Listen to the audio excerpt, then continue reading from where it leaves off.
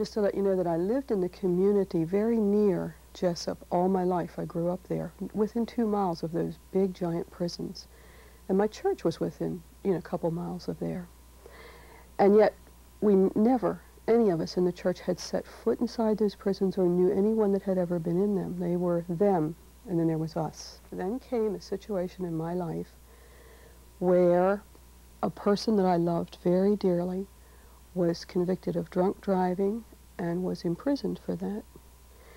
And that was just an astronomical, shattering experience to my personal view of the world, because them was now us. When the head counselor came to my office, Shirley Price, and she said, "What do you think about the idea of creating within the walls a congregation?" And I said, "That is a terrific idea," because immediately I was thinking about what all could be accomplished through such a creation. Within our prison systems, we do not think in terms of inmates being taught to take responsibility. They are told when to go here and when to go there and so forth and so on. So I thought... Mariana Burt has been at the forefront of criminal justice issues for 17 years. Politically, her keen insight and experience with the penal system guided officials of the American Lutheran Church through the administrative maze of the Maryland Department of Corrections. Prophetically, her concept of inmate responsibility inspired their vision. I think that you can never do anything for people, that you have to do it with people, and that this idea of having the congregation within the walls is such an attempt. The inmates are involved. They have a part to play. They have a responsibility to take.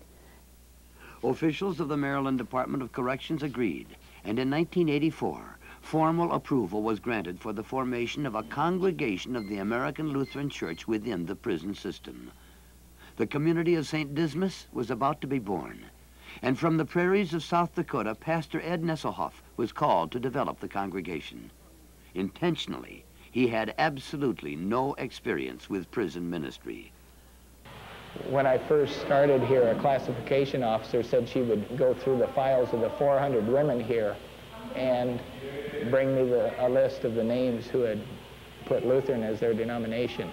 An hour later, she brought me 3 names. So I looked up Lutheran number 1, and I said, I'm here to start a Lutheran congregation. I'm a Lutheran pastor. She said, "That sounds great, but I'm going home Monday." I couldn't get to Lutheran number 2 because she was on segregated life. And Lutheran number 3 thought it was a grand idea, so we started. That was at MCIW, the Maryland Correctional Institution for Women. Less than a mile away, at MCIJ, the men's prison, a second Lutheran inmate was found. A graduate of Augustana Academy in South Dakota, his relatives include a 19th century president of the North Carolina Lutheran Synod. Douglas Airy has spent the past 14 years in prison. During that time, he has earned 5 college degrees and has served as a jailhouse lawyer to inmates and staff alike. It was he who wrote the Articles of Incorporation for the congregation, and he was chosen to serve as president of the church council at the men's prison. MCIW had already elected its church council and president, and inmates who at the most receive $1.50 a day in wages took on the responsibilities of stewardship by making crafts which were offered for sale at local congregations. St. Dysmas, on paper, was rapidly becoming St. Dysmas in people. It was a congregation like any other congregation, and a congregation different from any other congregation Ed Nesselhoff had ever encountered. I'm not sure what I expected to find when I came to start a prison congregation. I'd never been around prisons to speak of. I had visited one once in the visiting room. I wasn't here very long, and I could see that the whole name of the game is control and confinement, isolate people, and something about that I don't know, it just sort of hurt. And you're around a lot of people here, whether you want to be or not, and it's not really life. You don't hear babies here, you don't hear, you know, there's a lot of things like that you don't hear, that you miss. Giving down there is not a word. Giving is, you just don't do it. It's, the more you give, the more they take. The people down there have been there for a long time. Some of them have been there 10 times, and they are very, very wise as far as working the system for themselves. And it hurts the people that are not used to that type of situation, that are not that kind of person to use another one. And they end up being the one without anything because these people steal from them, hurt them, tell the officers they're doing things they shouldn't be doing, getting them in trouble.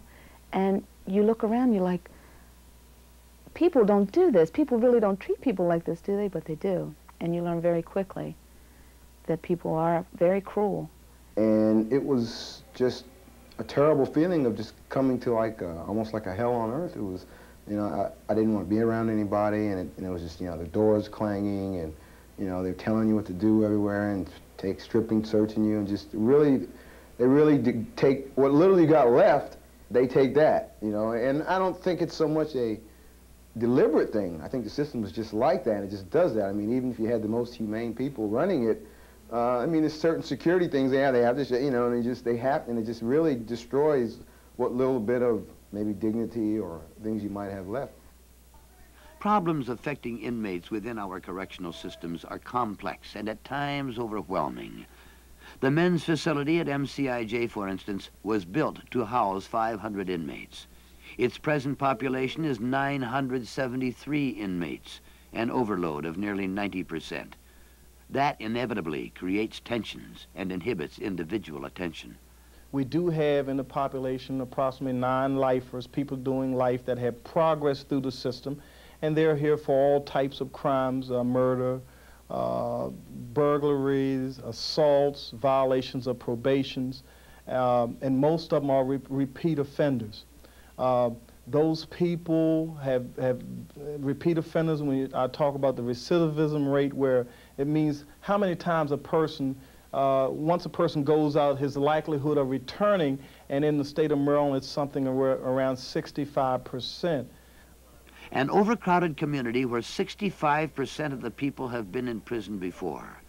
A community where 80% of the inhabitants do not have a high school diploma, and 50% of them have a reading ability of 5th grade or below. A community where 70% of the residents were sexually abused as children. Individuals who were themselves victimized before they became victimizers of society.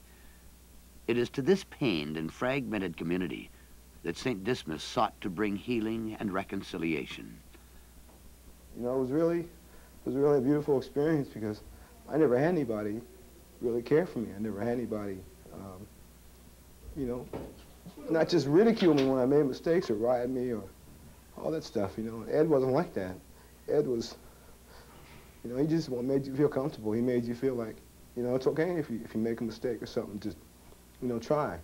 And that's why I really stuck with the St. Dysmas community, because, you know, I mean, coming from the pits, you know, you don't need somebody just to kick you every time you make a mistake, because, you know, we're all going to make mistakes. And I just felt really a lot of brotherhood and a lot of concern for people.